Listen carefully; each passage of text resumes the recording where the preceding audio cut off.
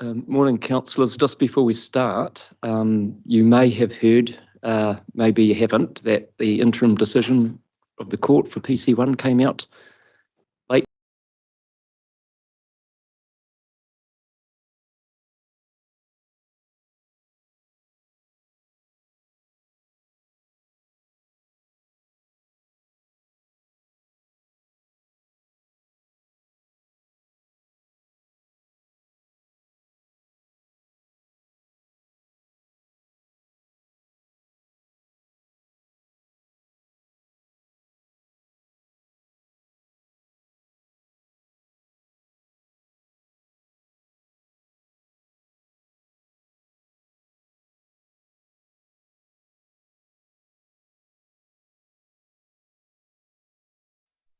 To the council meeting for the 29th of May, 2025. We'll start the meeting with a karakia. Whakatakataho ki te uru, whakatakataho ki te tonga, kia makinakina, ki uta, ki mataratara, ki tai, ihi aka ana te arakura, he teo, he huka, he ho hu, ti hei mauri ora. Thank you very much, Mr. Chief Executive. All right, councillors, we've got a reasonable agenda in front of us, and we do have two deputations for the council to start off with. So just as we've got others in the room, can we have you take us through the health and safety? Kia ora tātou. In the event that emergency will or should arise, there will be a siren and we will be asked to vacate the premises. In the event that that happens, please exit through the main chamber doors, out through the fire exit doors onto your right, onto the footpath, and carefully at the crossing across the street to the assembly area in the park. If anything else should happen where you require assistance, please let a member of staff know and we'll be happy to help you. And hope you have a good day. Thank you all for coming. Thank you very much. All right, as I said, we've got two deputations before us this morning, councillors. Each of these individuals have 5 minutes to speak to council. So we've got Trevor Simpson and Graham Pinnell. Their deputations were included in the agenda pack. So I'll invite Trevor Simpson forward.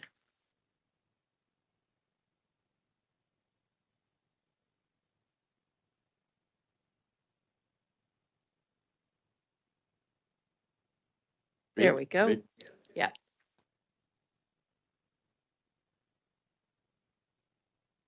Good morning, and thank you for giving me time to speak today. I speak to represent many concerned ratepayers in the Waikato region regarding the establishment of the Wairau Co-Governance Committee and the lack of transparency about its decision-making powers. For myself, I'm a member of the primary land users group called Plug, and I'm also a volunteer representative of landowners in the Lower Waikato on the Council's Flood Protection and Drainage Committee.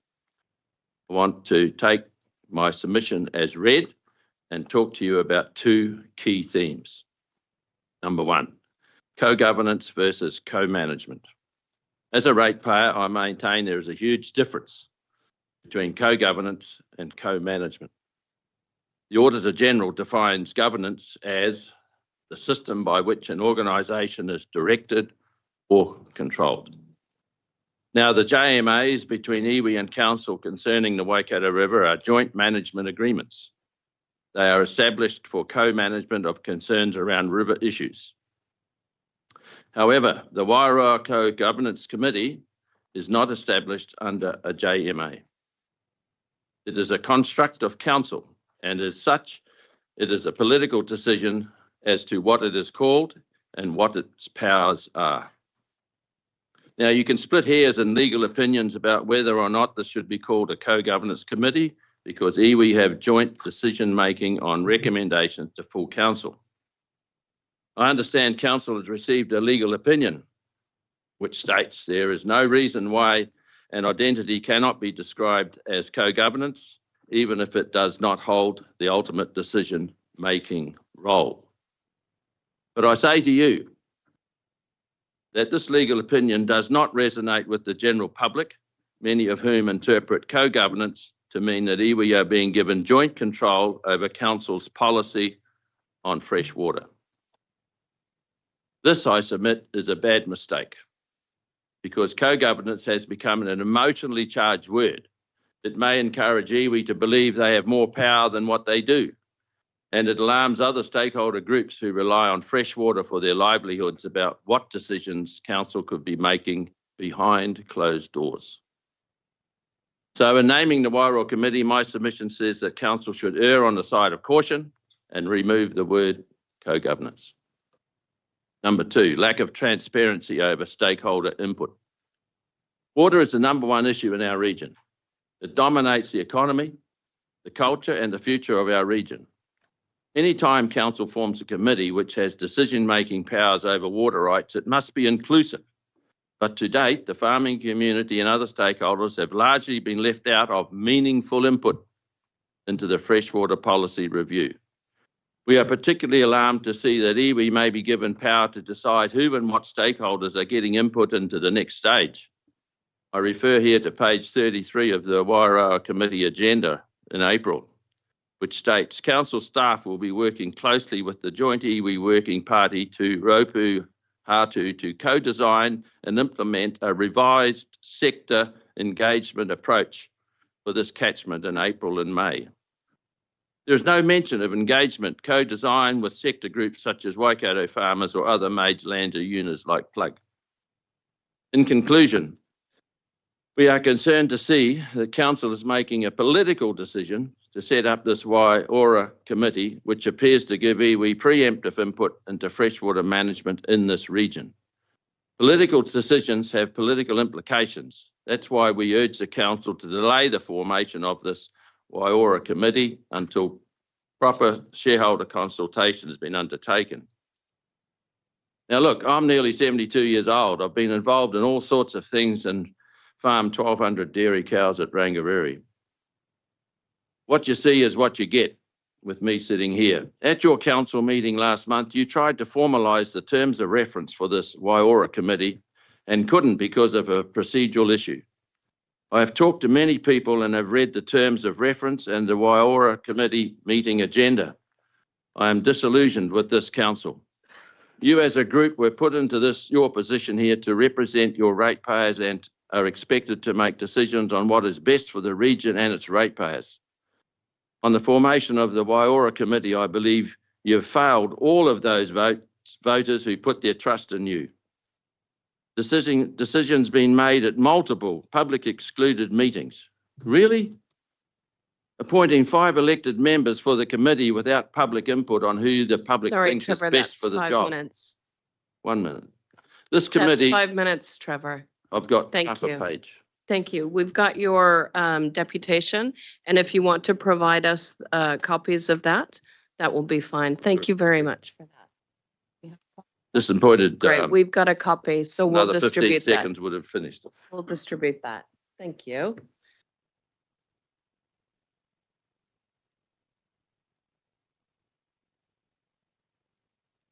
Sorry?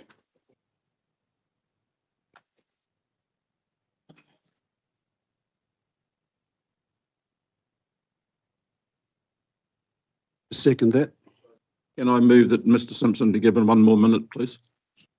Do I have a second for that? Chair? All those in favor? Aye. Opposed? Carried. Mr. Simpson.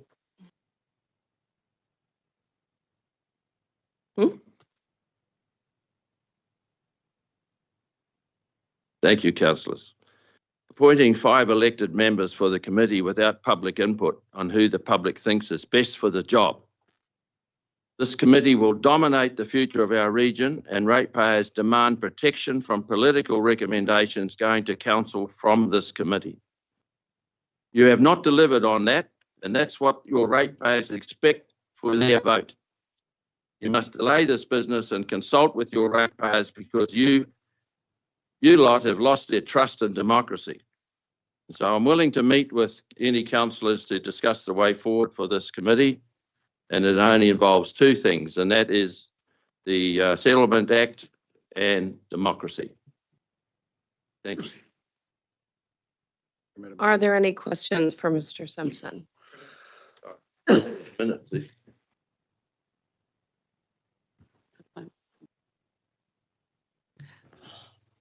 Yes. So Mahuta. Kia ora. Tēnā koe, Mr. Simpson. Thank you for your time this morning and articulating your views to council. I'm sure the constituent members in your area, including myself, have all taken heed. Wanting, in terms of your conversation about this committee, you happy to that iwi in that room having that conversation as well? Absolutely. Or would you just like to speak to elected members, Absolutely. noting that you don't recognise their mandate? No, it's a joint management arrangement, and that's Ka pai. No, just want to see what where we progress want to looks be. like. We want Kia to ora. be a joint management arrangement. Kia ora. Councillor Dunbar-Smith. Yes, just in terms of consultation with farming sector or plug or people like that, how could that be better managed, given that you feel unlistened to at the moment? Well, I think first and foremost, things have to be delayed so that any consultation can take place. And then once we have a system in place, we can. Like at the moment, it doesn't appear to be any consultation. Everything seems to be done behind closed doors, which is not particularly democratic. But you have a system of, like any plan change one, whatever, where you go out to everybody involved in the region for consultation. And so you have a terms of reference, you have a reason for forming this committee. That needs to go out to everybody so they can understand why you're trying to form this. Is it actually required? Because we have a system already of co-management to do with the issues to do with the Waikato and Waipa rivers and catchment. We have an established system already. So why are we spending more effort and more money on a committee which may not be required if everybody has their input into the existing system? And so the council has a process to liaise with various groups. So we're just asking for time so that council can go out. For instance, we've got an orange lake up our way, Lake Waikari, and the council's spending like $1 million consulting with everybody over the 12 months, even the local school children, to find out a way to improve the lake. But here we have a committee which is the most important committee trying to be formed in the future of our region, and not a dollar being spent on consultation. Everything done behind closed doors. Everything last month. If they hadn't had that procedural error last month, this would have all gone through and nobody would have known anything about it. I understand that. That's not particularly democratic. Thank you. Two more questions before we move on to our next deputation. Councillor Kneebone. Thanks. Hi, thanks, Trevor. So just with regards to the committee, the bit we didn't traverse the other day that I thought of afterwards was, if we dissolve this committee, if we didn't have it, we default to the 5 JMA committees. The powers that this committee has and the powers that those JMA committees is effectively the same. But do you want us to go and revisit the way the terms of reference for the other JMA committees are written and the powers that those committees have? No. Thank you. No. What I want is, at the moment, coming up to the Wairoa, my pronunciation may be wrong, coming up to the committee, we have the JMAs over here. Over on this side, we have 5 elected, appointed members representing all other ratepayers. Now, where is their lead into discussions from sector groups or whatever? The JMAs lead into the iwi side. There's nothing leads into the 5 elected members, and nothing. So where are they getting their mandate to come to these meetings with stuff or requests? It's a ladder with only one leg. Yeah, I can't add much more. Yeah, okay. Yeah. Councillor Nicol. Thanks, and I'm mindful of time, Chair, so very happy to chat to you after or any time about this as well further.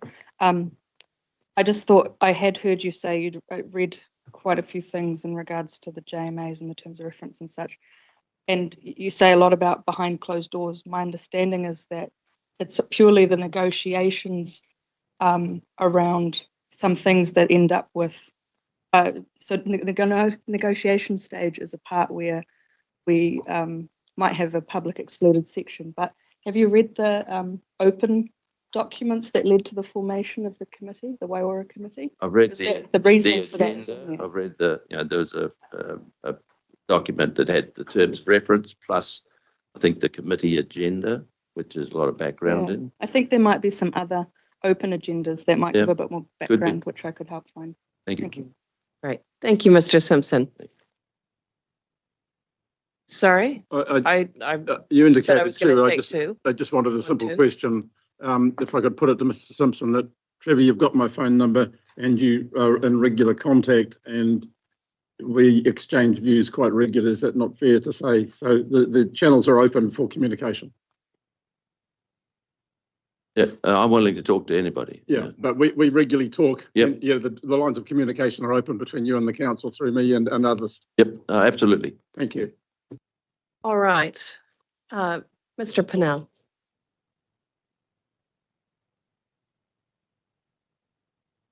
Just before I start, some old fellas in the back of the room are having trouble listening, so if something like that would be fine. Thank you. Good.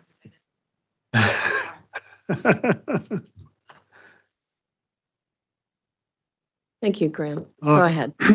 Thank you. Thanks, Pamela, and thanks for allowing us some time to speak here. Look, I've tabled something before. I hope I can take it as read. And also table this. I've got 10 slides. I hope I'll try and get through them in 5 minutes. The most important one is at the end. So I would like to talk about the Waiora we love where we live, as well as the policy review. So next slide, please. So first of all, I come from this from a completely different point from the legal opinion you've got. Lawyers do what they do, defend their clients. I'm coming from a good regulatory practice point of view. I've had a wee bit of experience in there, as you will have read in my paper. I think if you don't aspire to good regulatory practice, you're dead in the water, because respect is all important when you're a regulator. You may not be loved, but you need to be respected. Otherwise, the regulator parties will not go along with your desires. Next slide, please. So what I'm saying is good regulatory practice is totally different to what your legal opinion wants. So if you're a good test that your legal opinion was defensive, any lawyer would tell you any document that represents some sort of legal document requires precise and transparent wording. Your terms of reference doesn't. And I give some reasons there. Trevor touched on some of those before. Next slide, please. The River Iwi legislation says decide on recommendations that the committee make to council, in terms of reference, construe that to making decisions, joint decision makers, etc., etc. So really, just plainly wrong. Doesn't need an English teacher, let alone a lawyer, to tell you that that's wrong interpretation. Next slide, please. So probably the most standout one, in defiance of what the law says, the terms of reference permits the committee to amend rules governing resource use. So that's really quite freaky sort of stuff for resource users, to have a committee of council making those decisions. Next slide. I'm not so concerned about it's certainly a role that should not be delegated from council. I am still in a muddle as to understand which way you're going with this, because the terms of reference is all over the place. The staff report supporting it in December was all over the place. I take it people are really saying, well, we need to stick to what I've called the default provisions of the River Iwi legislation.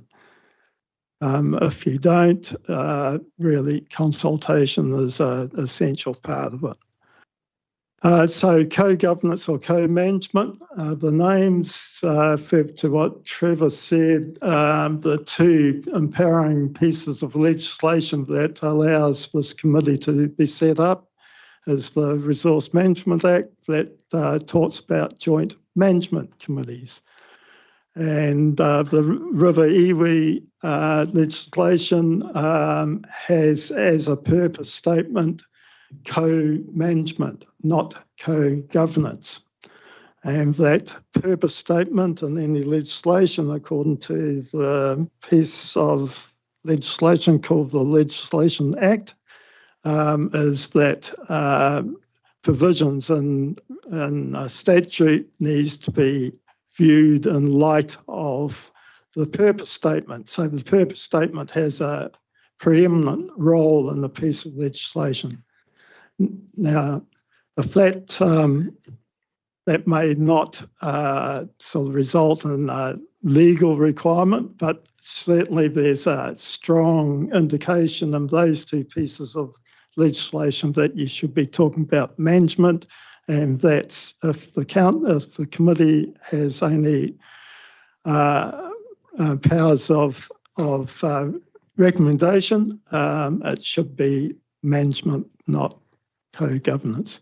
Next slide, please. All right, Mr. Pennell, do I have a mover to extend time? We've got a mover in Councillor Kneebone, a second in Councillor Hughes. All those in favour? Opposed? Carried. Go ahead and continue, but can I encourage you to Thank you. pick up the pace? And I understand your last slide is the most important, Yes. so the quicker we can get to that, the better. Thank you. Understand. The dispute resolution process in the terms of reference, traffic light system there, I support the green, the red I don't, and the orange is probably good regulatory practice, but maybe of questionable value. What you've got is a dispute resolution process that goes on and on and on. Next slide. I won't go on anymore. Now, something that is missing out of the terms of reference, and I think should be there, because my early question is, what duties do those committee members have? Do councillors go along wearing their councillor hat, or do they take it off? And what are the duties of the iwi reps? I think it needs to be spelled out, and I think the law makes the duties of every member of that committee to be the same duties as those of councillors. Next slide, please. Council should approve terms of any amendments to the terms of reference. That seems self-evident, but apparently this duty is delegated. A wee bit vague on that. Next one, please. Is this your last slide? Must be getting very close to it. Great. Okay, two more, I think. So just a request to pause the engagement on the National Policy Statement Freshwater Matters until the new MPS comes out. So I'm just asking for a pause on those aspects that relate to the MPS only. there's a lot of valuable work that could be going on, in my view, on things like mitigation science, and something I've been talking to Mike Scarsbrook about there, for instance. So asking for a pause there, I don't see any legal impediment in pausing that. Next slide, please. Last one. Just like to reflect on the Environment Court process on PC1. And the green really highlights where all the work went into all those days and days and days of Environment Court process. And it's a shame that that wasn't front-loaded, and I'm really asking that this emphasis be front-loaded into the freshwater policy review, because it's at the nub of it. All the rest, while important, are really stuff around the edges. So the green stuff, it's really all the objectives and policies around water quality. Really, the main thing that was important there is improved water quality. Just a simple concept of how do we improve water quality while on the right-hand side getting effective, practical and affordable rules in place. And the process used by the court was really one of negotiation and refinement. The magic potion in it was that stuff on the top, feeding in the mitigation science, the context of the particular thing the rule was trying to deal with, and the data around it. And once those things were fed in, the results fell out very easily. What got put on the bench were unachievable water targets. Let's not talk about the impossible. The web of objectives and policies got a wee bit of playtime, very little. And the transactional cost, the paperwork side of compliance. If I can just get you to wrap up, Mr. Pitt. Yes, thank you. While it would have been desirable, it was really out of scope. So really, Section 5, balancing the four well-beings, were very much core of it, but the real focus went on those green bits. Thank you, Mr. Pennell. All right, I'm going to allow 3 questions. I've got 3 lights. So I've got Councillor Clarkson, Councillor Mahuta, and Councillor Dunbar-Smith. Councillor Clarkson. Thanks, Graham. Thanks for your presentation. Food for thought. Well, I'd like to talk to you in more detail on another occasion, but you did have one slide there in which you said something about being able to make legal change in relation to resource matters. Was that slide? Can you find that slide and bang it up? Just, I'm not with you at this stage. Yeah. No. It was. Resource uses next. No.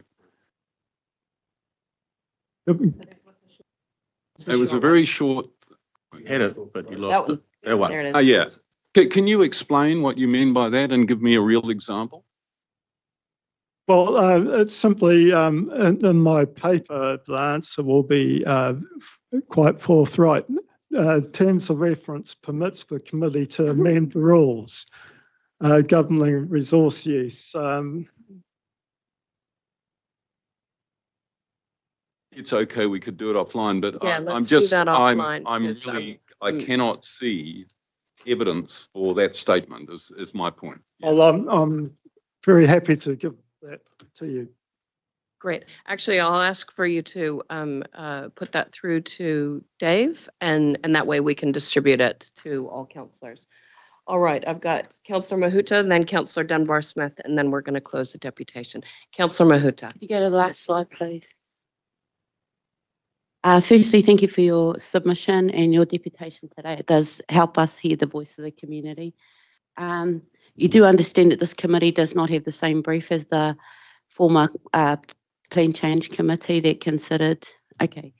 And you do realise that all the decisions made in that plan change were made by council, not any delegated committees, and that will be the same in this case. I agree on the first point. The second point depends on what you do with the terms of reference. The terms of reference currently say that all decisions stemming from that committee are in the provenance of council to make. Do you not agree with that? Or you don't read it the same in the terms of reference? Is that the point of contention?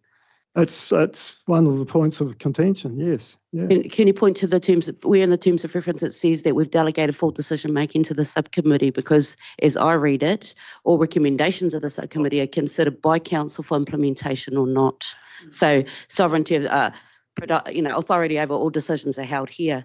Is that not how you read? I'm just worried if the terms of reference aren't clear. Well, I think asking the question you ask is very relevant.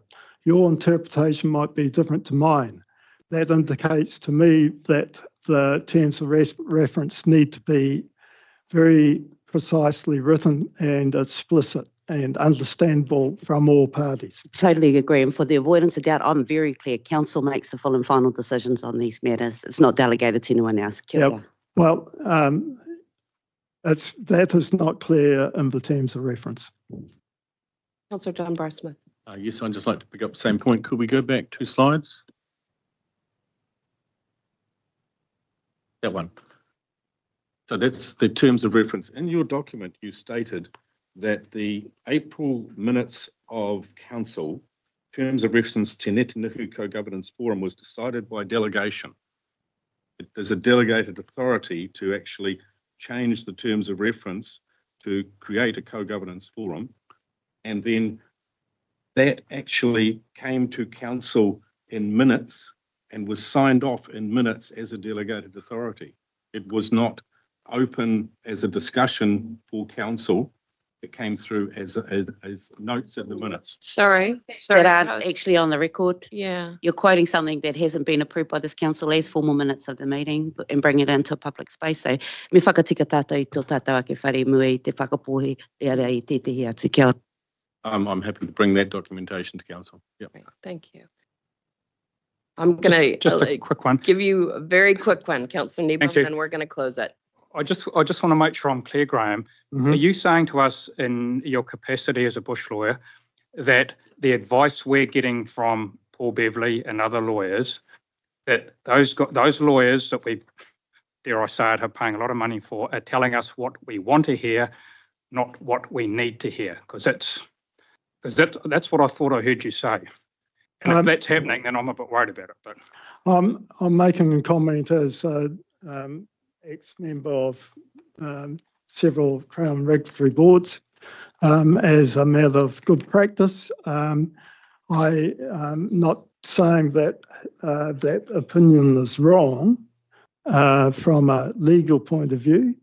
I'm saying from a good management point of view, good regulatory practice point of view, if you follow that, you are a long way short of good regulatory practice.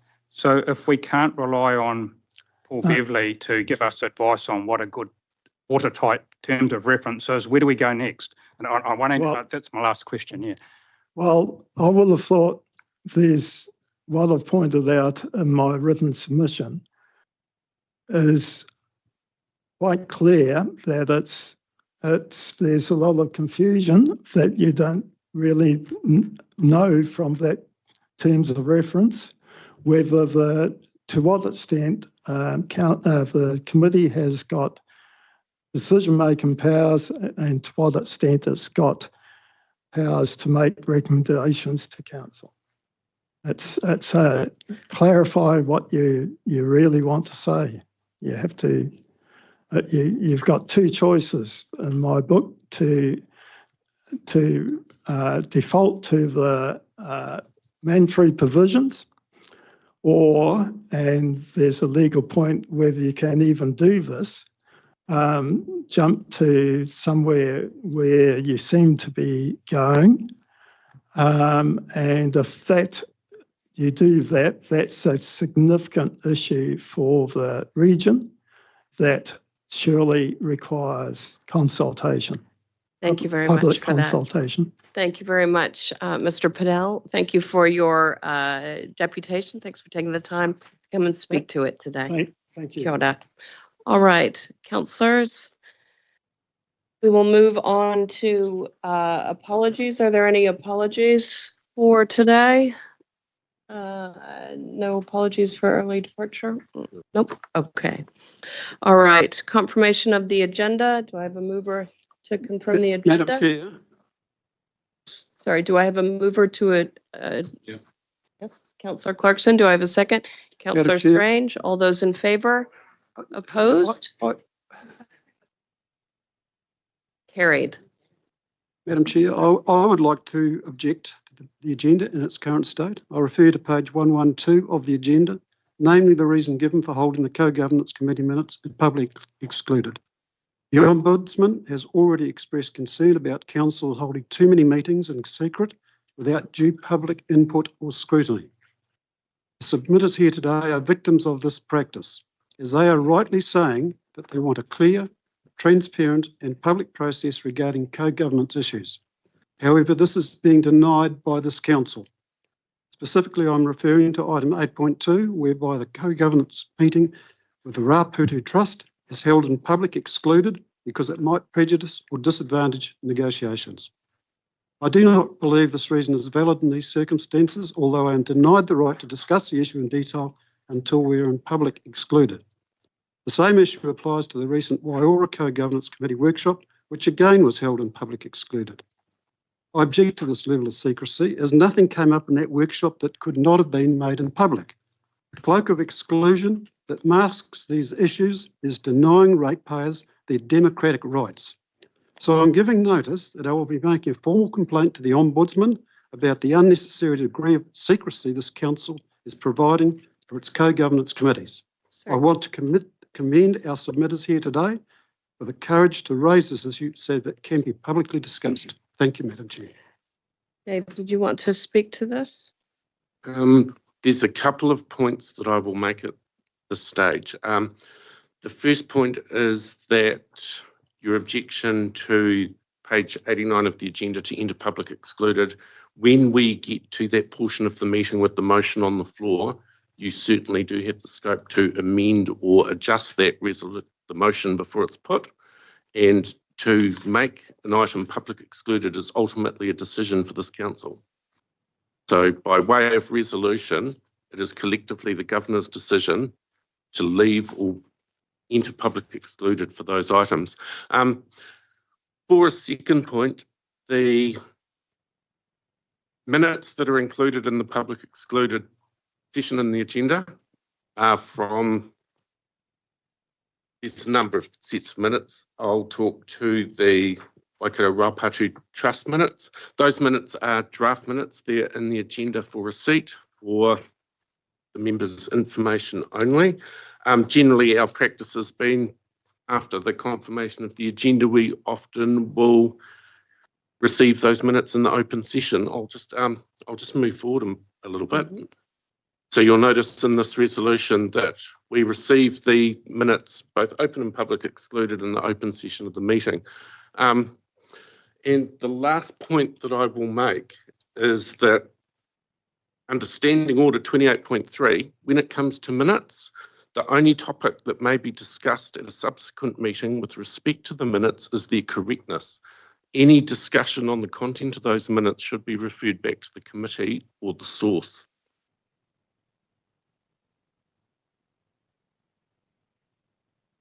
Councillor, sorry? Oh, Ollie. I was just going to say, Madam Chair, in light that there might be a motion coming with regards to removing something from PECs, given it could be an hour or so away, could we have time to have a bit of a think, Marley, to have a bit of a think about it to make sure that we've got some advice here? And you may be ready to go now, but. Yeah. Thanks, you. I do have one thing to add to what Dave has just covered off. The public excluded minutes that you're referring to, Councillor Hughes, the substantive decision in those minutes has been released into public. The only, so essentially the minutes are public record. So my question is then, why are they in public excluded? If they've been released into the public, why should we have them in public excluded? Matter of process, but just to reassure everybody around the table and the public that might be tuned in, the decision is in the open set of the agenda. There is nothing withheld from the minutes at this stage. That's not the point. The point is we're not allowed to talk about them because we're in open session, all right? And they're being segregated off into a section of the meeting where nobody else is going to be privy to the information. That's what I'm objecting to. The motion is in open. An open. Yeah, so if you check page 43, It's an extract of the minutes. It's not the minutes. It's an extract of the minutes of decisions that were made. So those are on page 43 of the agenda. Yep. Sorry, I missed the first part of your comments, Councillor Hughes, but it's only an extract that's been released from the minutes. If you have a look at what else is left in the public excluded minutes, there's nothing other than a repeat of who was in the meeting and that the meeting closed. So you're not missing anything from the public record.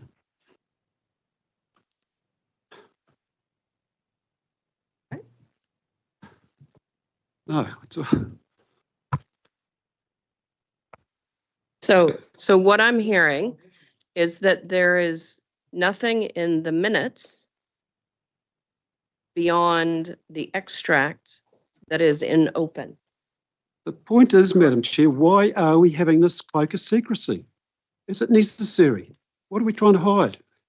We have, as we've just confirmed, there is no additional information in the public excluded minutes beyond what has been reported into open.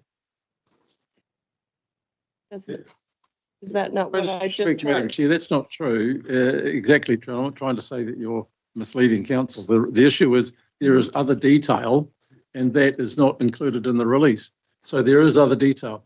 To be clear, from our advisor that there is nothing of substance, but there is other stuff in there that's of no real value to anything important, and that's my words, not anybody else's.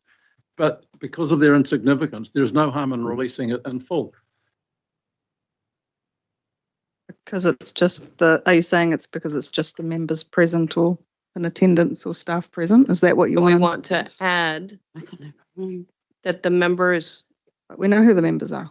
were present as is already reported in open? Not sure what additional information.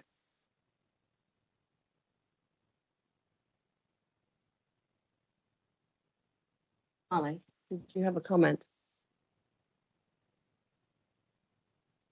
Just to reassure council that the information that is contained in the public excluded minutes, the substantive parts has been reported into open. There is no other information in that set of minutes.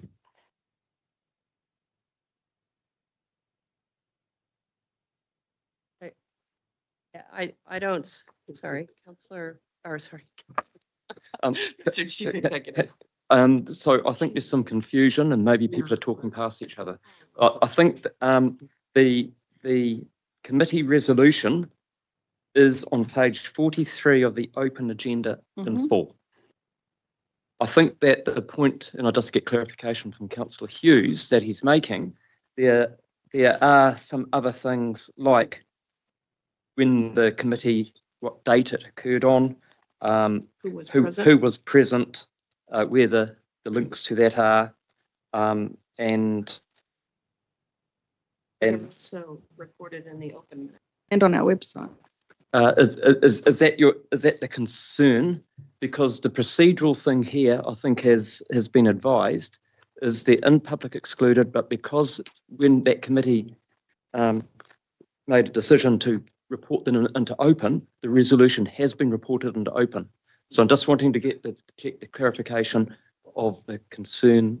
My concern is that we've got these here, which is watermarked, which we which is public, that tells me it's public excluded. Right? But it's also on page 43, the resolution. So why is it public excluded in these documents? Record keeping. That's a record, Peter. Yes, but why should it be in? I can't understand why it needs to be included in public excluded at this council meeting. Because they counted, you. That's exactly the point. Why would you try and hide it from people? So We've got nothing to hide. Excuse me, I'm just going to get a comment from Dave. I'm just going to make another couple of key points to see if I can clarify this a little bit further. This committee is not a standing committee of council. It is a joint committee with iwi. The committee therefore operates on a joint basis. These are not council minutes. These are the minutes of that committee. And during that committee's meeting, they resolved that the decision and the recommendations be reported into open. The onus is process-wise on that committee to decide what to release. What we are doing here is we are simply receiving their minutes. We're not making any decisions on those minutes. There's no recommendations. And we're not even vetting them for accuracy. They're simply included in the agenda for the members' information of what that committee's activities have been. That being the case, why are they watermarked as being public excluded? Like if they're open to the public, they should be left as white so that they are open to the public. Like I don't understand why there's a differentiation. The point here I'm trying to get to, this sets a precedent, all right? And it's a precedent that I'm concerned about. We've heard about the concerns today about the ratepayers. Yes, you've raised your concern. You've raised your concern, Councillor Hughes. As has been clearly articulated, any additional information that was in those PEC's minutes is also in the open minutes. Who was in attendance, the date they met, as well as the details of that motion. All right, we are only receiving these minutes. I'm not going to take any more questions on this. We're going to move on. Yeah. I just wanted to check with Dave that the agenda is the agenda, because that will happen mid-resolution, that we have enough votes to carry on with the agenda that's in front of us, 1. 2, I'd like to speak. That motion already carried. Thank you. Well, you didn't declare it because we went into this conversation. No, I declared it carried. I was listening because I was trying to figure out, are we stopping? Are we doing this vote? So you've declared it carried. Fine. Secondly, a member raised taking a matter of council process to the Ombudsman. I'd like to personally know, as a councillor of this quorum, what impact that might have on me and our ongoing processes. And thirdly, with generosity to Councillor Hughes, I note that council proceedings are only being raised when they particularly pertain to working with Māori. And I take exception to that. In the course of this triennium, Councillor Hughes, be consistent. We've set up other committees under PECs. We've set up other special consultancy groups for farmers.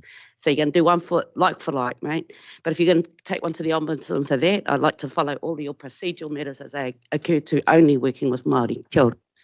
All right, I do want to move on. We have confirmed the agenda. Disclosures of interest. Any disclosures of interest with regard to matters before council or new additions to the register? Nope. Okay. So, just a quick comment. Couple of comments made this morning about that worries me, that maybe councillors might not fully comprehend how we pass Section B recommendations when we go through minutes. That might be something that we want to just reiterate. It's very late in the triennium. That's the point I'm trying to make. And then there's the part about process of how something happens and it has to be recorded and has an action to put something in public. It's just these things shouldn't be happening at this point in the triennium about the processes we have. So look forward to seeing how we might not have that happen next month or the month after. Agreed. All right. Confirmation of minutes for the council meeting, 30th of April, 2025. Do I have a mover? Councillor Strange, a second, and Councillor Clarkson. All those in favor? Opposed? Carried.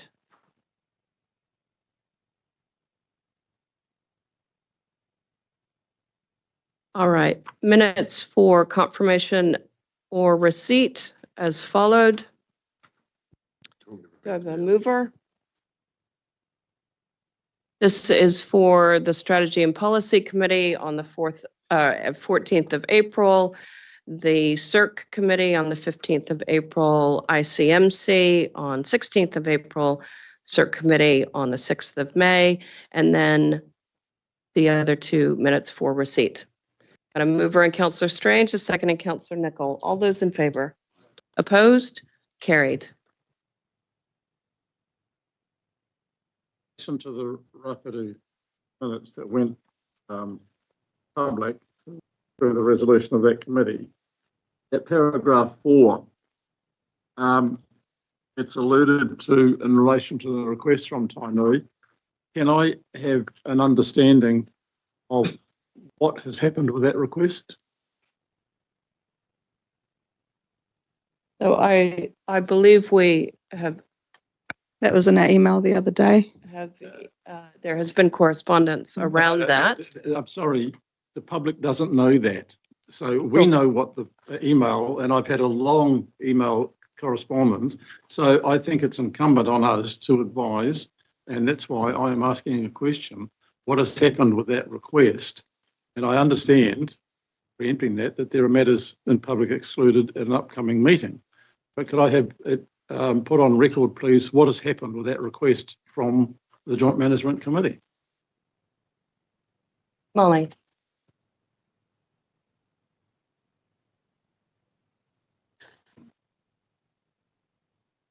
Kia ora, thank you for your question, Councillor Smith.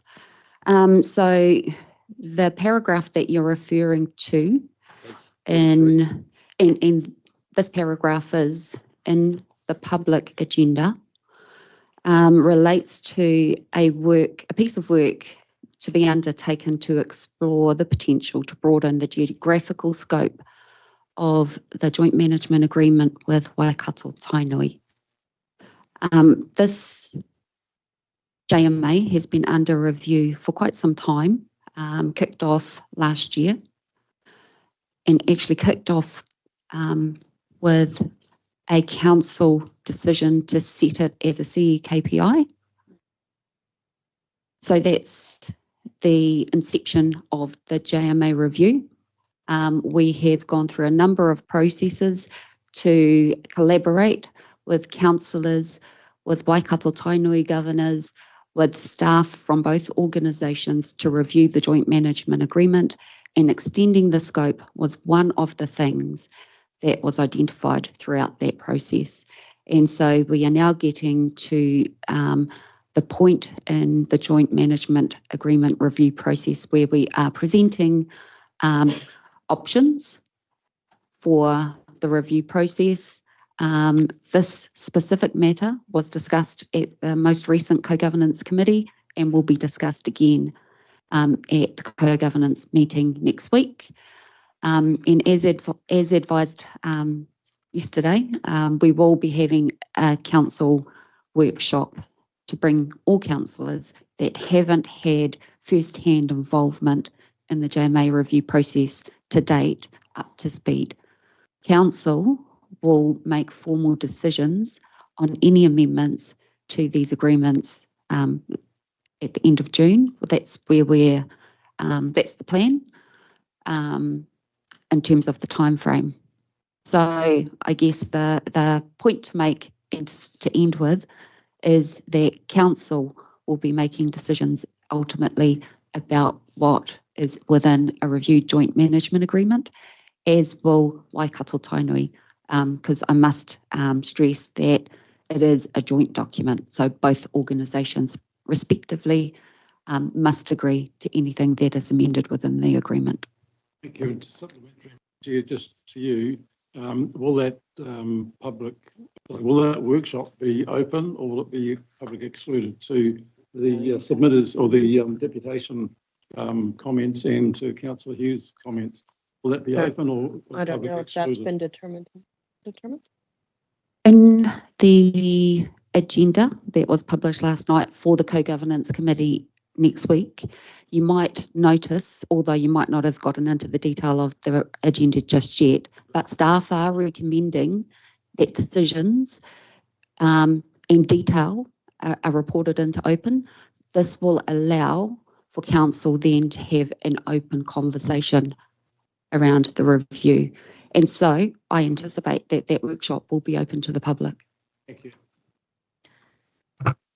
Brief comment is just that agenda is out now for all councillors to see. I would encourage all councillors who have a real interest in this and haven't been part of it in depth, unlike the members, to read it and raise any concerns before the JMA meeting with any of the members, myself, Noel, Tippa, Pamela, so that we can represent us and bring up front as much as possible when we're sitting in the JMA.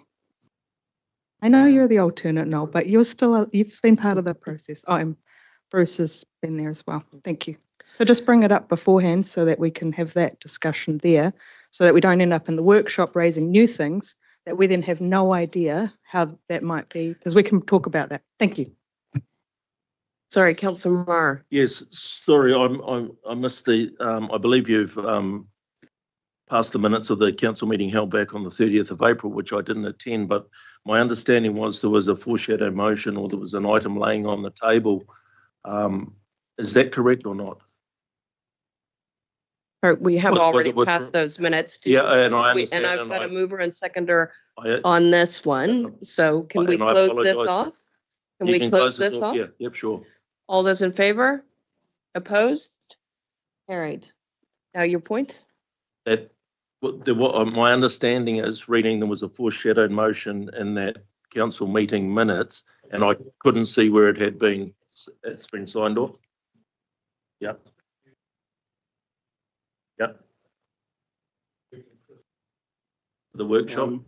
Yep, I moved, Chris seconded, okay, and we went down that process. Thank you. Is that clarified?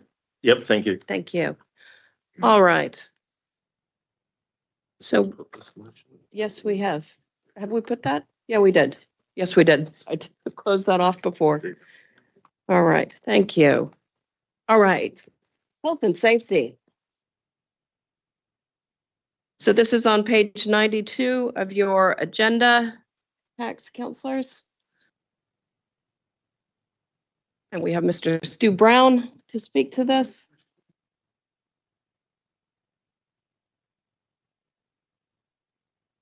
Welcome, Stu. Thank you. Good morning, councillors.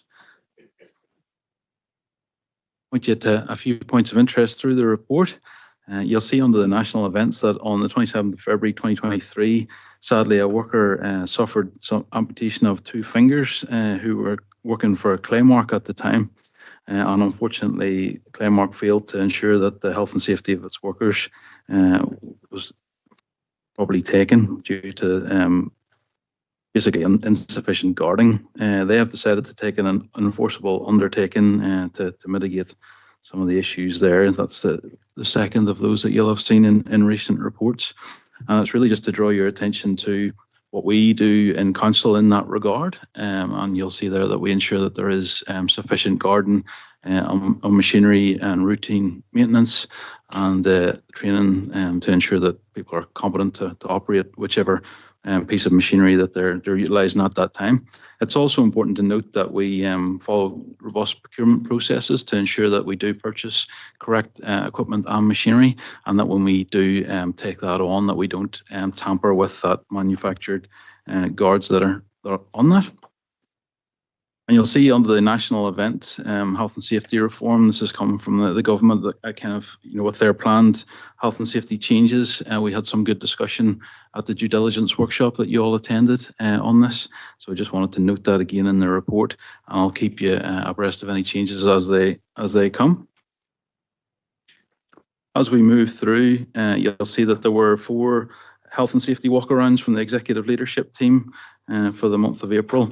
I discussed one of those relating to the Te Araha entrance in the last meeting, and you'll see that Phil King has had a couple and Greg Ryan. So they have been out in the organisation and feeding back what they have observed there for you. We have completed a review of the critical risks relating, or the risk relating to geothermal. That's been a comprehensive review, as they all are, engaging health and safety business partners, health and safety representatives, subject matter experts from across the organisation.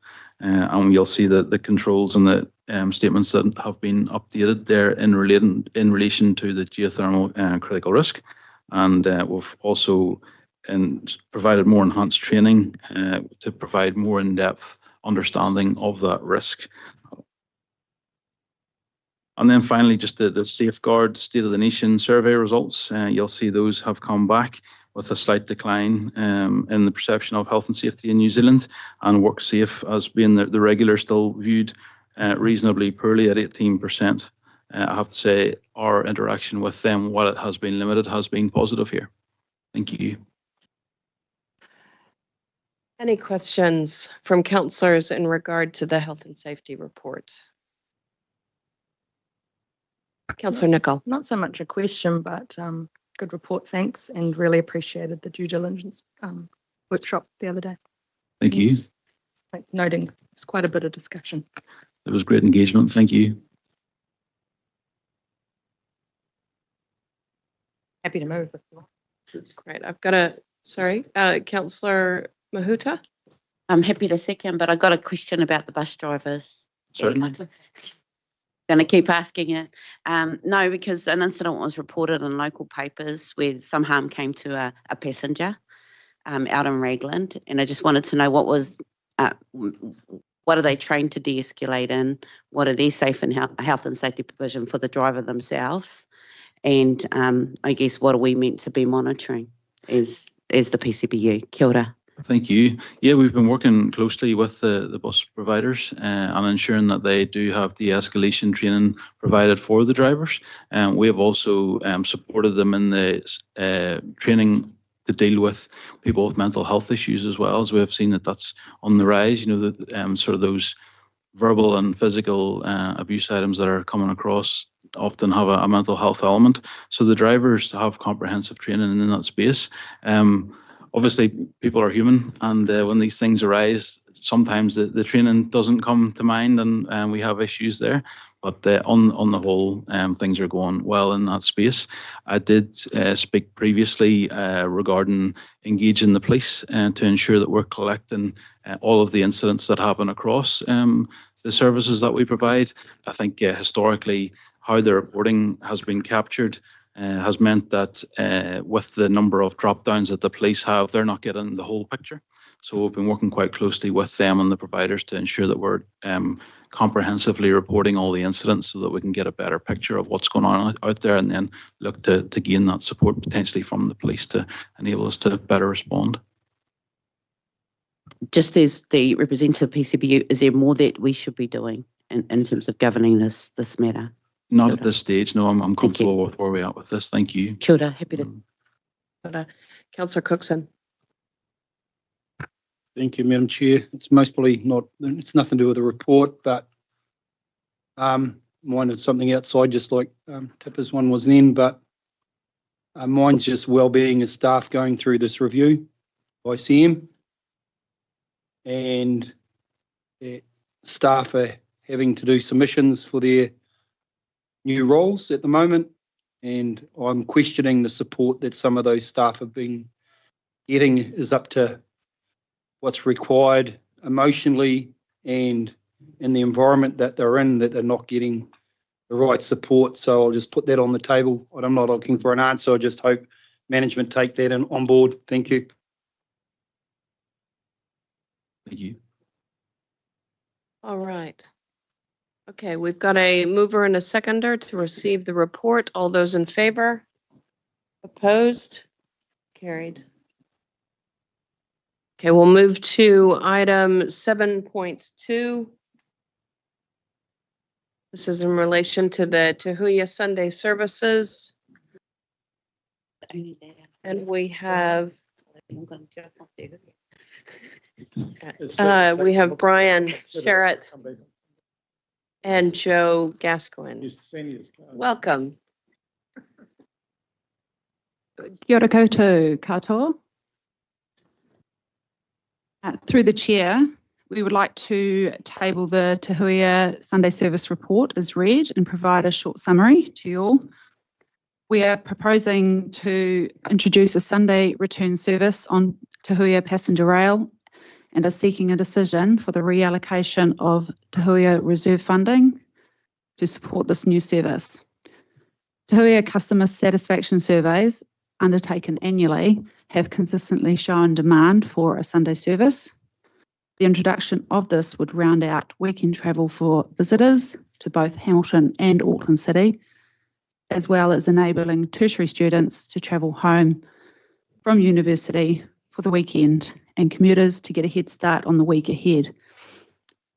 It's also an opportunity for travel to special events in either city, tourism, hospitality and retail. The service on Sunday also provides a vital connection to the airport for travellers, either international or domestic. This would round out the service as a rail service to 7 days a week. We're currently at 6 days a week. So staff attended the Auckland and National Timetable Committee meetings in May and requested scheduled time slots.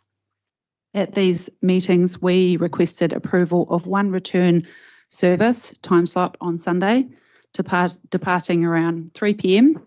from Frankton Station in Hamilton, and a return departing around 6 p.m. from the Strand in Auckland. WRC staff have received approval from Auckland Timetable Committee, but are awaiting final consideration from the National Timetable Committee.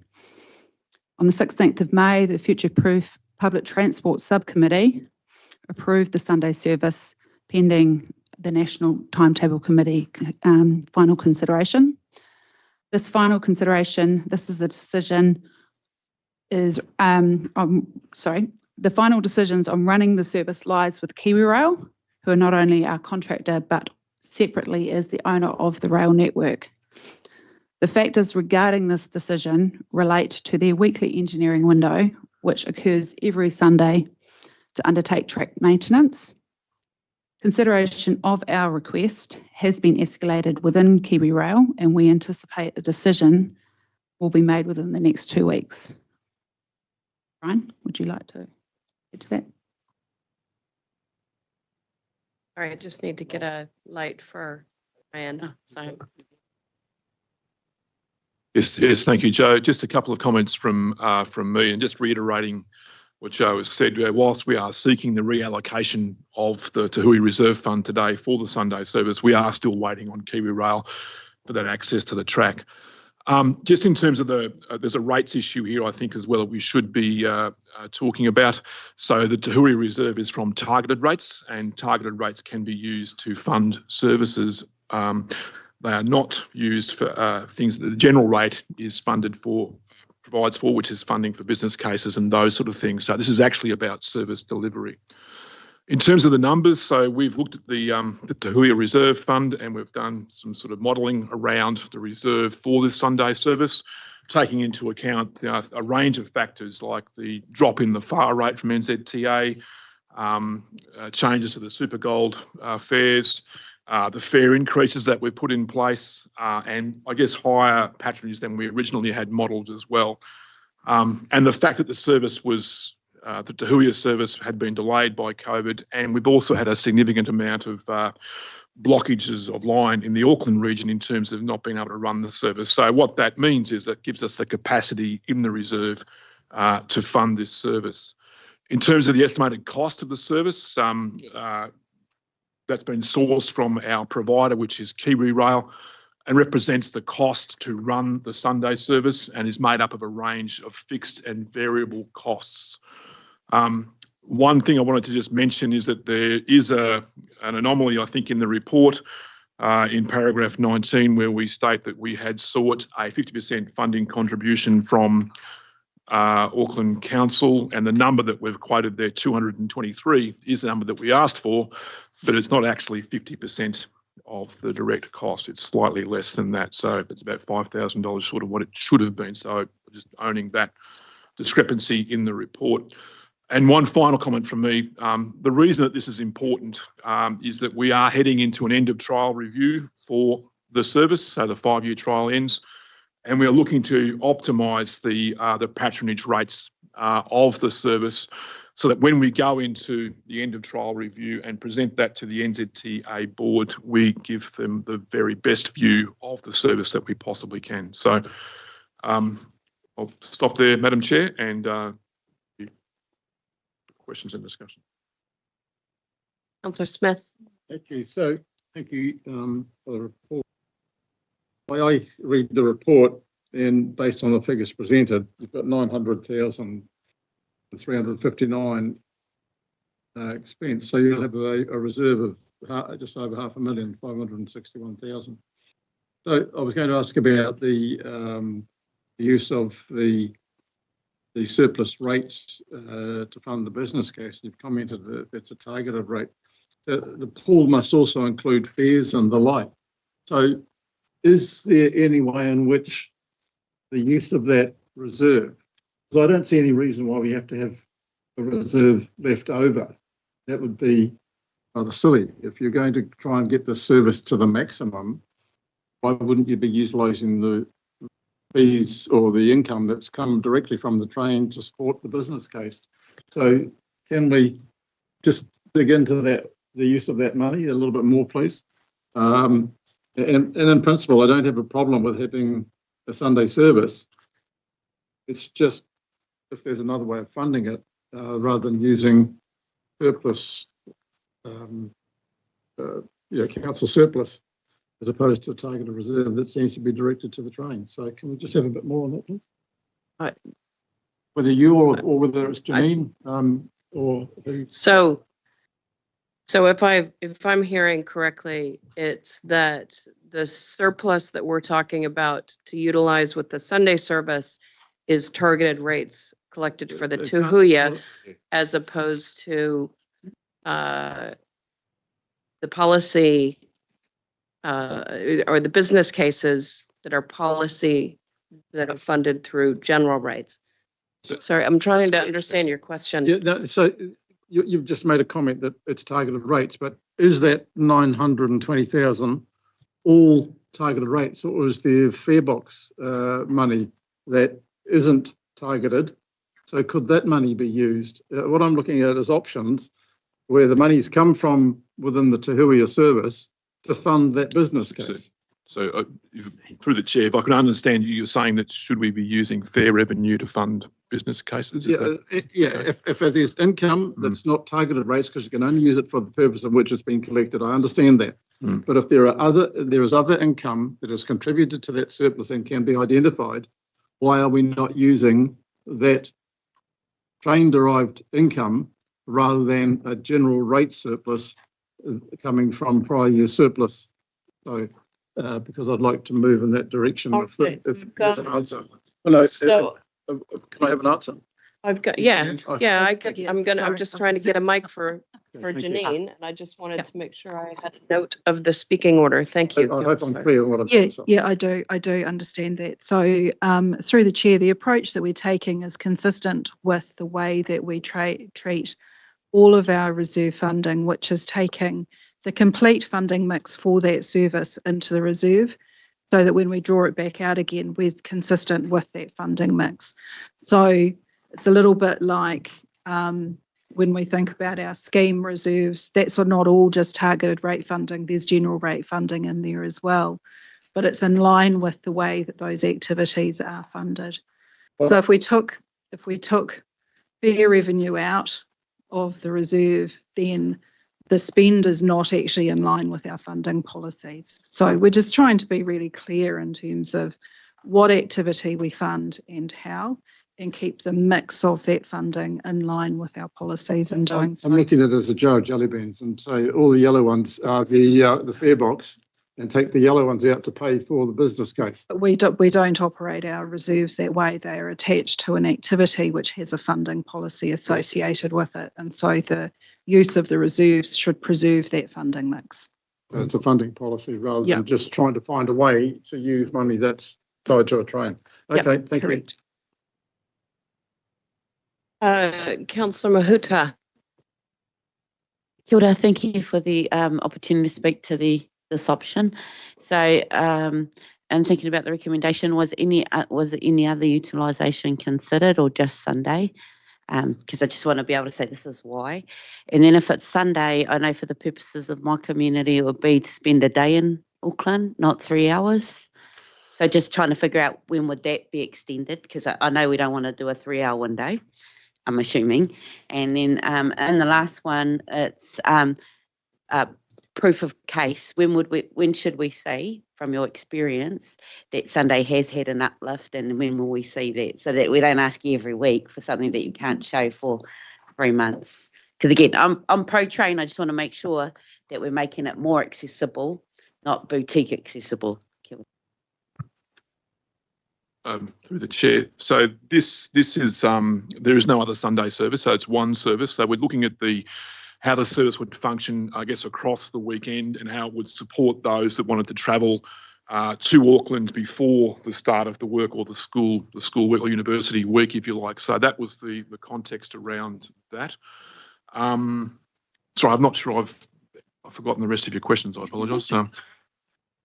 And on that being the choice, not another offering other in the week, how do you determine that was the appropriate one? I get that people are returning to Auckland, but I'm saying for my constituency, a day in Auckland would be more viable. So wanting, when will we know that could be broadened to meet a wider target? And then when would we know that Sundays are working? Yeah, sorry. So look, in terms of how we've gone through that, this is probably the next best thing we could do to actually promote patronage growth. That's where that's come from. There's a range of options that we could have targeted with this, including things like an additional service on the Wednesday potentially, because we've got 3 services on Thursday, Friday, and we could have done another part of the week. But we think that this actually will give us the biggest return for our investment on that type of thing. The data, I guess, should be. Well, it'll be really evident as part of the end of trial review, but we should know, relatively soon, I guess, how that data stacks up in terms of what the patronage levels are. Noting, of course, that when the initial starts, it won't be high, but it will build over time. That's how it typically works. Yes, so I think that would be broadly what we're talking about here, but we want this to be up and running for the end of trial review. So we actually are optimising and maximising the level of patronage on the service to the best levels that we can. Councillor Hughes. Thanks, Madam Chair. Brian, thanks for that report. I just got some interest. Councillor Smith's covered one of the issues that I had, but the other one is the costs that you've quoted, estimated direct costs from KiwiRail of $456,000 for the service. I'm referring to a report that Phil provided to me to the end of April. So the cost per passenger in this report that you've tabled today is $34.14. Year to date, the cost is $97.91. So I'd like to understand why there is a difference between the estimated cost for this service, $456, as against the cost per passenger on the year to date. Is there a different rate being charged by KiwiRail or something for the Sunday service? Like I would have expected to be more expensive. But I don't know. So there's a range of things that were built into that sort of estimated direct cost, and it is not as simple as actually just sort of looking at what we've done through the week and applying that to the weekend. It's a different arrangement. So we've sought those figures from KiwiRail, and that's what's come back to us. I take your point though that we should and we have done our due diligence around looking at that and trying to work through to make sure that actually is what the cost actually is, and we're not being overcharged for that service. So it is a different thing. I find it astounding that the rate can go from $97.91 during the week to $34.14 on Sunday. It just doesn't make sense. You're saying it's cheaper per passenger on the weekend? Well, that's what the numbers tell me. I don't know. Is that number they've given you a written quote for Sunday service? We have that data from that information from KiwiRail, yes. So we can put a hand on our heart and say that's what it's going to cost. That's what they are estimating the cost to be. That's right, yes. Doesn't make sense. Anyway, I'd like to see the figures when they come through if we can, please. Madam Chair. Councillor Dunbar-Smith. Yeah, I was just going to ask about the surplus of 920,000 if we didn't go ahead with the service. Come March 2026, if there's a decision to not provide government funding and we decide not to move forward, what happens to that 920,000? I'm wondering that's a question for you, Janine.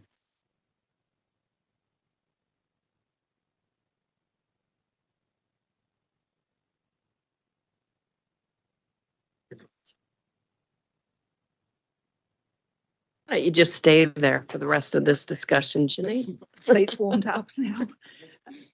So through the chair, in terms of what would happen to that reserve, effectively that is funding that has been collected from Hamilton City ratepayers for the service.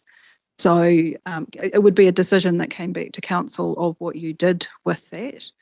I think given we have a different transport reserve from a bus service perspective that is also collected from Hamilton City ratepayers, you may consider folding those two together if Te Huia was no longer continuing. You've collected the money from the same ratepayer group. The services are different but aligned, but that would be a decision that would come to you for consideration. And if it's a targeted rate for the functioning of the train, is there any way of varying the targeted rate so that the continued functioning of the train through a business case is something that can be considered? Yes, and through the chair, if we go back to the decisions that you made through deliberations on your long-term plan, that rating and funding of the service was noted as one of those things that we would need to come back to once certainty over the future of the service was confirmed. But not now. Not now, no. The process to do that would have needed to have been through this annual plan or through the LTP. What we'd done through the LTP was acknowledge the change in the funding assistance rate from NZTA, which was obviously reliant on drawing down on the reserve funds that we had in place at that point in time. But pending the review of the service, the business case work that is underway, as part of the future of Te Huia, there is the opportunity to consider how that would be funded. So if we'd known about the $900,000 at the beginning of the annual plan process, we could have actually consulted about whether people wanted to use that towards a business case.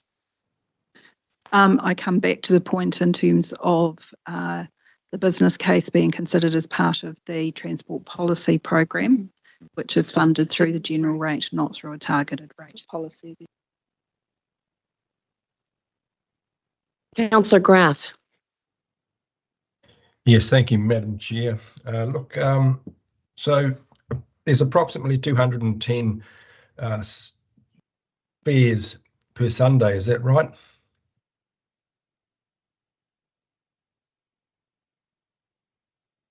Can you hear me?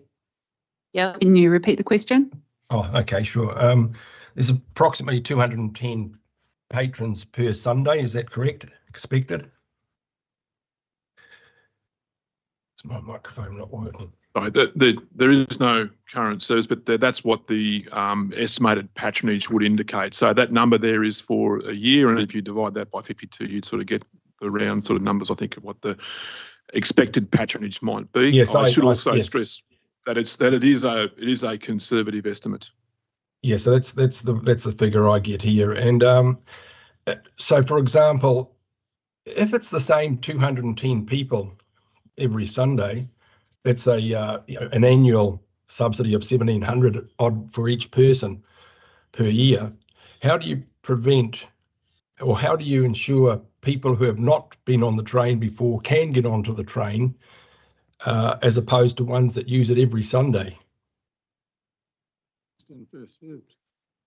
So there is some promotion of the service that we're talking about. So making sure that people who don't use the service are aware of the service. So that's the thing that we're looking at quite seriously and pushing that. So, and I would say, having been a frequent user of Te Huia, it's rare, I guess, that you have the same people on the train every day, sort of thing, if that makes sense. So there are those that commute during the week, but my experience has been that those that use it at other times for other purposes than commuting to work are a really varied group. So I think there's an opportunity there for us to be really promoting the service, and particularly that Sunday service now. So what it will do is it will give you opportunities to go to events and stay overnight in Auckland, but also for Aucklanders to do the same thing in Hamilton and be back before the end of the weekend, if that makes sense. And so is it currently around $10 per ticket? The full fare for on the Te Huia is $21.60 per trip. That's the full trip from Frankton to the Strand. But of course, people don't always go all that way, so some of the fares are less. And plus, you've also got another range of concessions and those sort of things. So that's why if you divide, I'm looking at the fare revenue. Yeah, the patronage by the fare revenue, you get that number that I think you're looking at.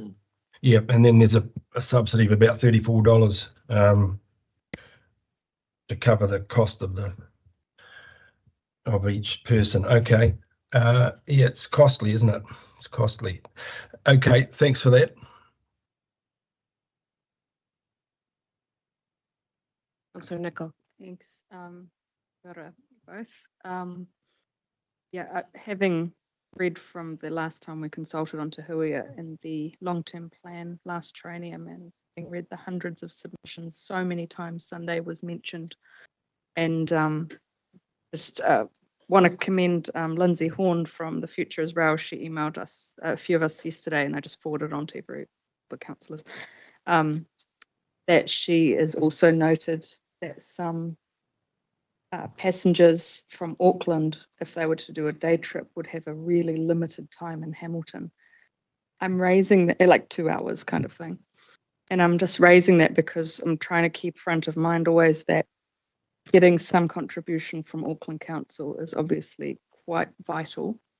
And I think most of us were surprised and disappointed that with their recent annual plan, there wasn't more of an opportunity to talk about that with them, but obviously we'll be trying again. I'm just thinking the Sunday trip will really allow Aucklanders to have a great experience in the Waikato, especially for the weekend. Because while it was set up as a commuter thing, it feels like from the anecdotal evidence that the leisure activity of travelling, especially for the older and with very young children, that's really given it such a great patronage growth. So I'm just really hopeful that this will be a game changer. One of the questions I've got is, do you foresee there being time to come to us to refine, if anything, like say if the Sunday service was so popular that we were starting to leave people behind effectively, that we could still refine things, or do you think the time frame's now getting a bit tight with the 5-yearly review data?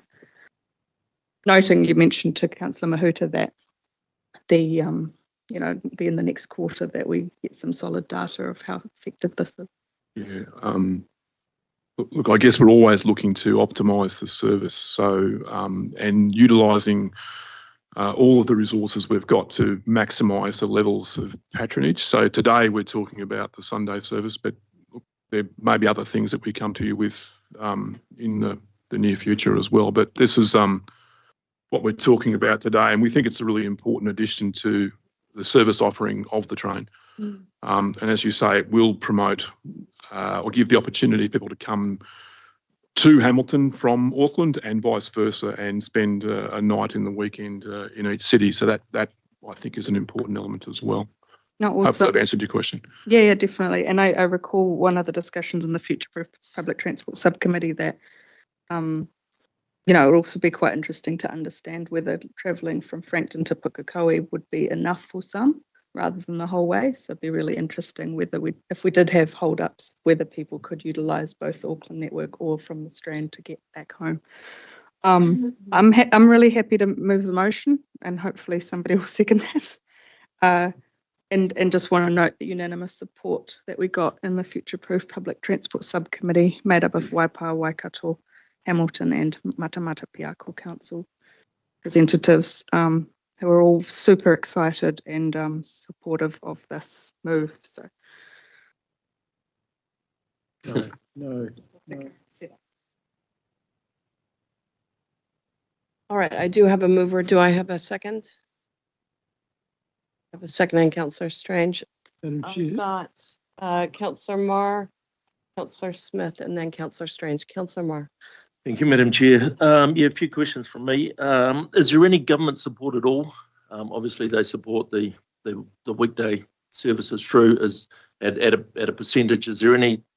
Can we look for government support for this extra service, or is that being outside the trial?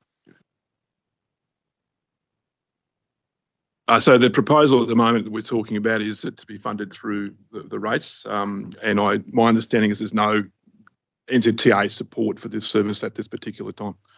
Okay. So. Would the Gold Card have the ability to use that service? Yes, they do. That there was some changes in relation to the use of the out of peak Gold Card, so it's out of peak, so that gives them that advantage. That's correct. Yes, that's some of the concessions that I was referring to earlier. Have you thought around advertising this new service? Obviously, there's going to be a cost involved in that. Is that something Kiwi Rail picks up, or is that something? It's something we are looking to promote the service to make sure people are aware of it. So, as I mentioned earlier, you want people who are not using the train to actually see that as a viable option, and that's what we're trying to do. And lastly, I got a copy of the submission that went to the Auckland Council. Being blunt, I thought it was quite poor in all respects. It didn't really sing the praises. There were no figures behind it apart from the fact that this is what the estimated cost is, and we want half, and just under half, as you alluded to. I think it could have been done way better to bring them at least along for the ride. Excuse the pun, but I'll leave that there. So thank you. Thank you. Love a good pun. Love it. Yeah, Councillor Smith. Thank you. Probably to the Chief Executive. Going back to my earlier point, can you clarify? Councillor is the sole decision maker when it comes to policy and the likes, in my view. So. The finance director has alluded to policy that may prevent doing certain things. With the view that I'm holding at the moment, that council is the ultimate decision maker, and if it decides to suspend or vary a policy for the purpose of an action, is that feasible insofar as going back to the point of utilising what's looking like a large reserve? And potential to build up further if anything goes wrong with hold-ups and whatever. So can we give us some advice on the use through way of resolution to override a policy? Thank you, Councillor Smith. If I understand your question, you're asking, is it possible for council to change the funding policy so that rates could be have been collected for a specific purpose, could be used for a different purpose? Yeah, so override it, suspend it, or whatever. I'll refer that to Janine, and maybe there's probably a question of when things are significant as well, and whether there needs to be a few hundred thousand consultation. But I'll just refer that to Janine. Yeah, thank you, Chris. So through the chair. To change the revenue and financing policy of council would be technically an amendment to your long-term plan. It is one of the policies that requires due process across it in terms of how it's determined and how it's applied. So that is one of those policies that needs to go through a long-term plan process, which we did. I appreciate the position that council finds itself in now of having this request in front of them, where only last week they signed off an annual plan. I think the funding of the business case preparation was discussed as part of that process, but that was in the absence of this information in terms of the reserve position. But come back to the first point, to change your revenue and financing policy is an amendment to your long-term plan. So another thing that I'd recommend that council looks at is being a little bit more nimble on its policies. So I'll leave it at that. Thank you. Councillor Strange. Yeah, thank you. Just to Councillor Smith's points, I suppose consistency across the board with all targeted rates and general rates funding would also fall under the same nimbleness and policy as well. Yeah, thank you, staff, for your presentation. Ever since the inception of Te Huia, Sunday services are what our public have been and community have been calling for. So I'm really excited to have this here today. You mentioned in your report about increased patronage and increased fare revenue and creating this surplus. Given all the early criticism around Te Huia, then that sounds like a pretty positive problem to have. I note that quite a few people have already spoken. So I just wanted to follow up on Councillor Ma's comments around communication and promoting the service as well. So, calling at 5 stations to 5 different communities along the way. There's plenty of different users out there, current non-users as well. And especially highlighting the Auckland Airport connection as well, I think is really important. At our FPIC PT subcommittee, we had the full support of all the partner councils. And there's been numerous news articles as well around the current usage of Te Huia and what it could enable, as well as extensions as well. So us doing our incremental increases and improvements across the whole 4-year journey so far, I think is really proving that test case. And so taking the Sunday service now and showing what it can enable builds into the whole case of interregional rail as well. So at the moment we're connecting Waikato and Auckland, but there's been numerous things in the media about going further south through Te Kuiti and on to Wellington, and also going east as well, over to Bay of Plenty.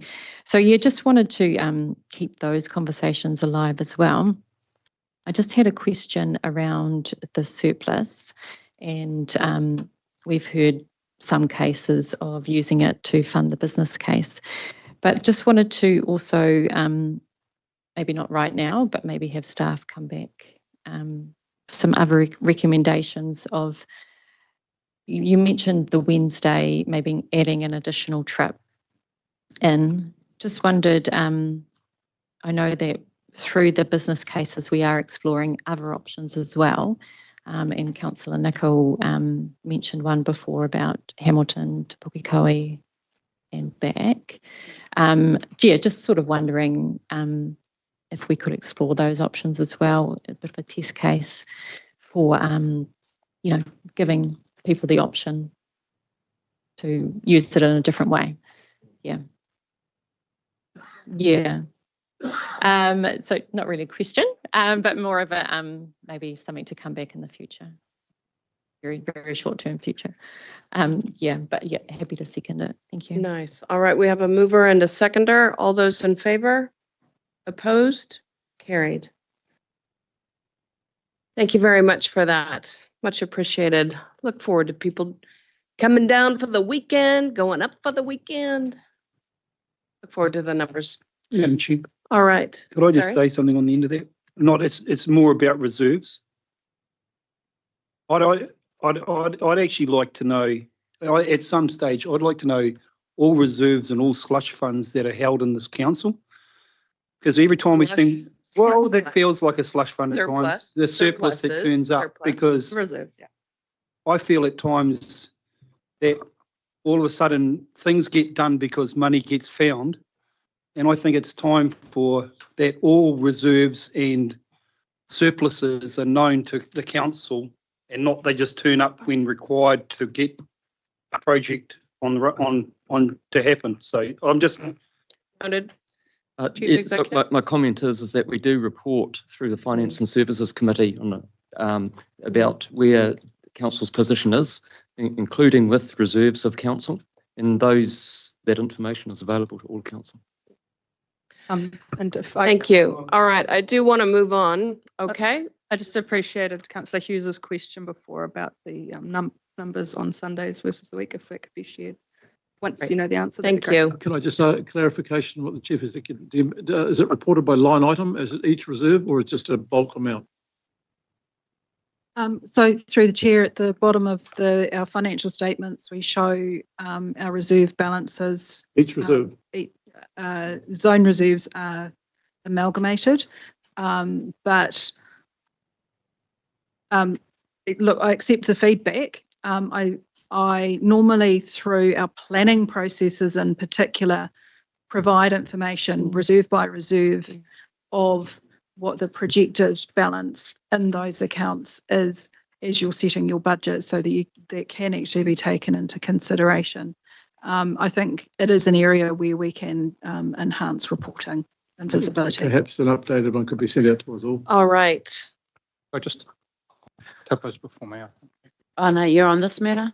Yeah. I just think they need to be careful with too, Robbie, because some of those reserves are deliberately maintained, as you well know. So we need to make sure the way they're reported is reflects the purpose of them. 100%. I mean, it's got to be quantified what they're for, and when we have a complete understanding of every single reserve. All right. Item 7.3. This is, sorry. That's why I've been waiting. No, but I think Chris is still Wait on a the minute. previous matter. Wait a minute. I need to understand who's moving on to 7.3, which is what I'd like to do. But I just want to comment, if I may, as Chair of Finance on that last point, because I think it's a very good valid point. And I'd like to suggest, as is normal procedure when you've got funds put aside like that, that they be presented in our reports, maybe each quarter, and also the tags as to what conditions apply to the reserve in its release. So I'll make sure that happens. Thank you for the follow-up, Chris. All right. The holding to move this, that's why I'm lining up.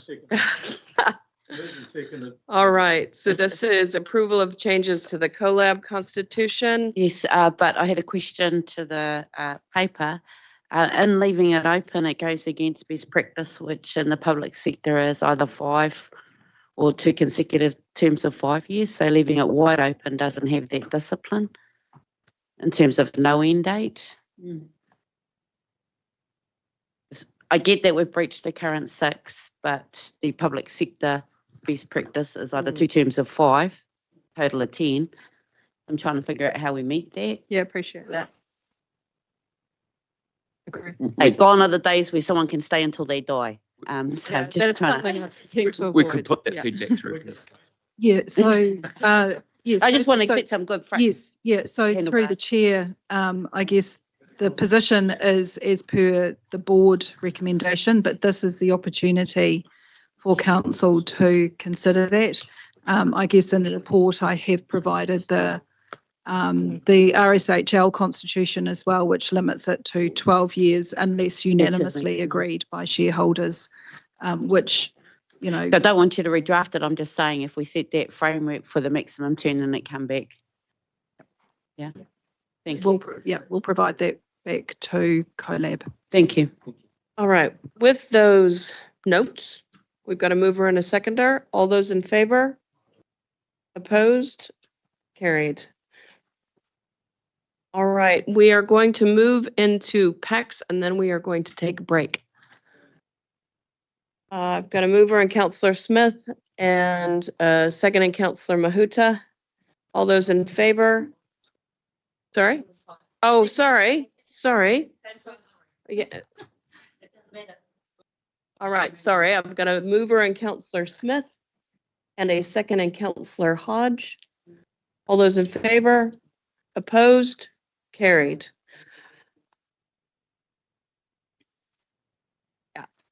Yeah. Yes, we are adjourning for 10 minutes.